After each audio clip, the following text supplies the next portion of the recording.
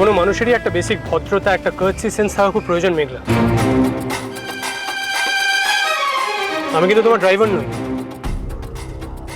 আমার পাশের সিটটা যখন ফাঁকা ছিল তখন পেছনে গিয়ে বসাটা নেহাত অভদ্রতা।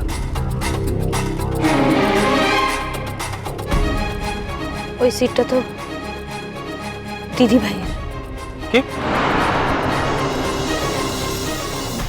আমি অন্যের জায়গায় গিয়ে বসতে যাব কেন? Bad excuse, very very bad excuse. তোমার আমার ব্যাপারে কি ধারণা বলো তো মেঘলা? কি ধারণা তোমার? আমার কি ধারণা না ধারণা তাতে কি তোমার কিছু এসে যায় অনুরাগদা? যেটা জিজ্ঞেস করেছি তার উত্তর দাও। তোমার কি মনে হয় মেঘলা আমি খুব খুব অসভ্য, খুব অভদ্র? আমি কিন্তু সেই কথা একবারও বলিনি অনুরাগদা। তুমি কেন প্রত্যেক সময় নিজের কথাগুলো আমার মুখে বসাতে চাও? কেন আমি তর্ক করতে পারি না বলে? আমি কখনো জোর দিয়ে নিজের কথাটা বলতে পারি না বলে? তোমার কথা শুনে কিন্তু আমার মনে হচ্ছে না যে তুমি মুখে মুখে তর্ক করতে পারো না। যেটা বলছো সেটা যথেষ্ট জোর দিয়ে বলছো।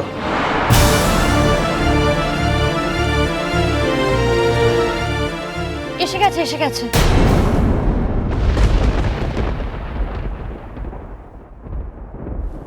সামনেই গুরুজির বাড়ি।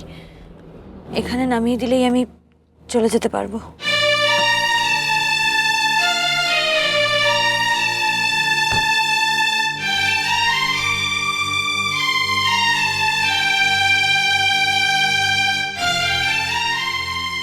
তোমাকে গুরুজির বাড়ি পর্যন্ত পৌঁছে দিয়ে এলে তোমার কি অসুবিধা হতো মেঘলা?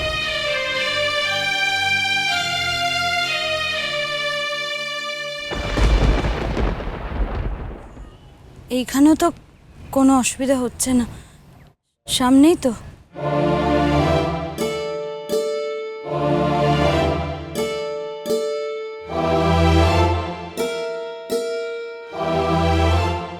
তোমার সত্যি এইটুকু জানা নেই মেঘলা যে আমি যখন গাড়িটা নিজে চালাচ্ছি তখন তোমার পেছনের সিটে না বসে আমার পাশের সিটে বসা উচিত ছিল? তোমার কি মনে হয় আমি এতটাই অভদ্র, অসভ্য, ক্রিমিনাল? আমি আমার পাশে বসলে তোমার শ্লীলতা নিয়ে হয়েছে তো? নিজেকে এতটা বিক্রি করে দিও না মেঘলা। কি? অন্যের ইচ্ছের কাছে নিজেকে এতটা বিক্রি করে দিও না। আমি জানি আমরা তোমার মধ্যে সমস্ত সম্পর্ক এক এক করে ভেঙে যাচ্ছে, কিন্তু একটা কিছু কিন্তু আমার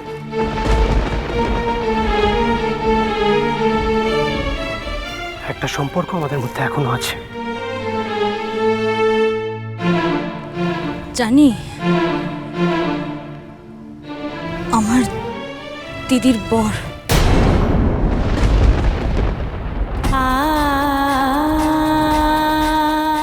হ্যাঁ তাই,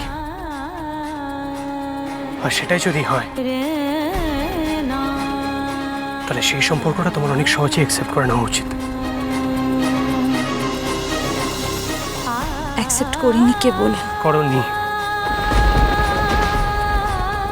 করলে তুমি আমাকে এইভাবে অসম্মান করতে পারতে না।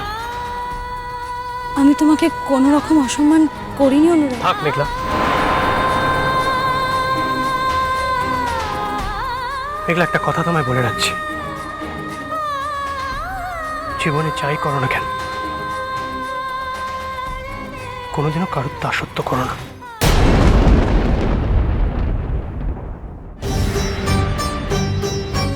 শুধুমাত্র তোমার মনের মানুষকে দেখতে পাচ্ছ না বলেই তো এভাবে ছুটে যাচ্ছ তার কাছে। অসুস্থ শরীর নিয়েও।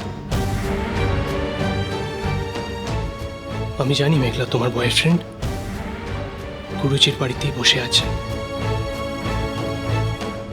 আর সেই কারণেই তুমি চাও না যে আমি গুরুজির বাড়ি পর্যন্ত তোমায় ড্রপ করি।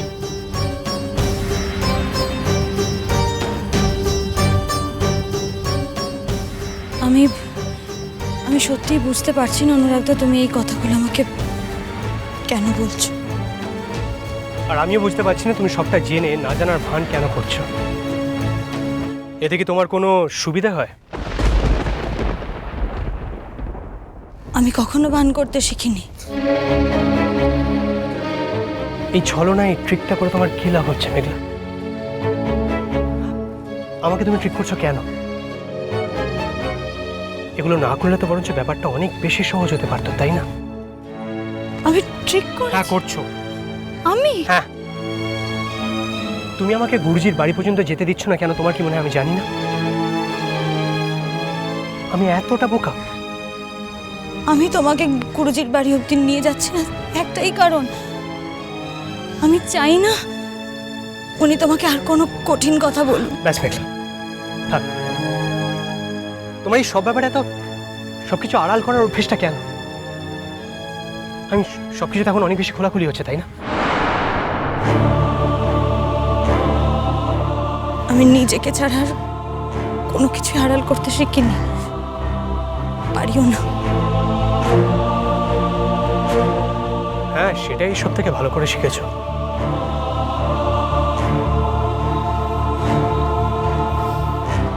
তুমি আমাকে এত খারাপ খারাপ কথা কেন বলছো অনুরাগদা? কি লাভ তোমার?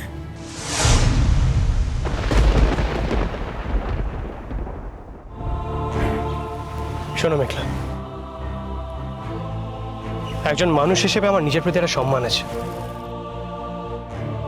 একটা অহংকার আছে, যেটা আমি খুব কষ্টে অর্জন করেছি। আর বিশ্বাস করো, আমার এই আত্মসম্মান, আমার এই অহংকার আমার কাছে যে কোনো চাওয়া বা পাওয়ার থেকে কোনো অংশে কম নয়। আর কম নয় বলেই হয়তো আজকে আমি এখানেই চুপ করে গেলাম। তাহলে আজ সত্যি আমার তোমাকে এমন কিছু কথা বলার ছিল, সেগুলো বলার থেকে আমার আভিজাত্য আমাকে আটকে দিল। কি কথা অনুরাগদা? তাছাড়া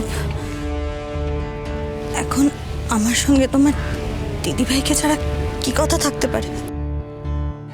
আমার সত্যি মনে হয় একজন ভালো সিঙ্গার, একজন ভালো আর্টিস্ট হতে গেলে সৎ মানুষ হওয়া খুব দরকার। আমি হয়তো ভালো সিঙ্গার নই, কিন্তু আমি অসৎ নই অনুরাগদা। সৎ হলে সত্যিটাকে সত্যির মতো করে বলতে পারতে, এভাবে তোমাকে মিথ্যের আশ্রয় নিতে হতো না। আমি তোমাকে কোনো মিথ্যে কথা বলিনি অনুরাগদা। থাক মেঘলা, ছাড়ো। বারে, তুমি তো তখন থেকে বলছো। শোনো মেঘলা, আমি তোমাকে যেমনটা ভেবেছিলাম, যেমনটা ভাবতাম, তেমনটা কিন্তু তুমি নও। তুমি পুরোপুরি তার বিপরীত। কি ভাবছো তুমি আমায়?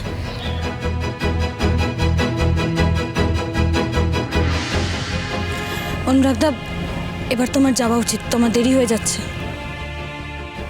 হ্যাঁ, আমার তো দেরি হচ্ছে, কিন্তু আমার থেকেও বোধহয় তোমার দেরি বেশি হচ্ছে। হ্যাঁ, আমারও দেরি হচ্ছে। গুরুজি 10টার সময় একটা স্কুলে তালিম দিতে যান। প্লিজ, এই কথায় কথায় গুরুজির দোহাইটা না আমার আর ভালো লাগছে না, আমি নিতে পারছি না। গুরুজির কথা আমি কি করে বাদ দেবো অনুরাগদা?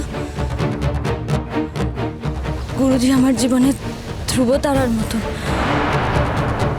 আমার পথপ্রদর্শক। তার কথা বাদ দেবার কথা আমি ভাবতেও পারি না। আমি কোনোদিনও তার কথা ফেলতে পারবো না। হ্যাঁ, তা তো নিশ্চয়ই। আফটার অল উনি তো তোমার জীবনের গতিপথ ডিসাইড করে দিয়েছেন। ভালো থেকো মেঘলা।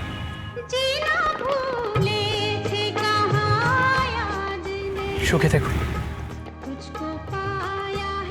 তোমার জন্য সারা জীবন সেই কামনাই করবো।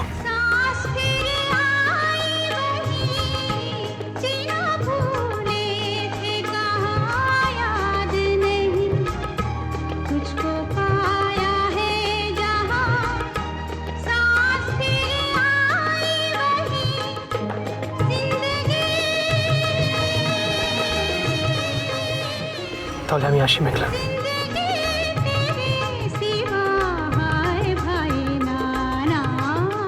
তুমি এবার এগো, অনেকক্ষণ অপেক্ষা করতে হলো আমার জন্য।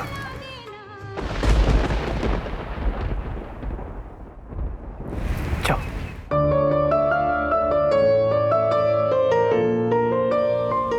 আমি তোমাদের সঙ্গীতে যাব অনুরাগদা।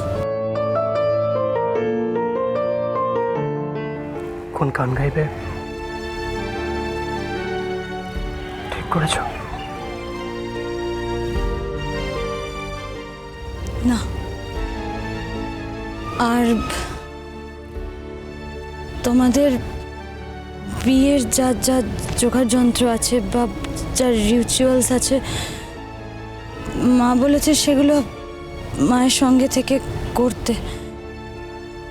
আমি তো এখন আগের থেকে অনেকটা সুস্থ হয়ে গেছি, আমি এখন পারবো।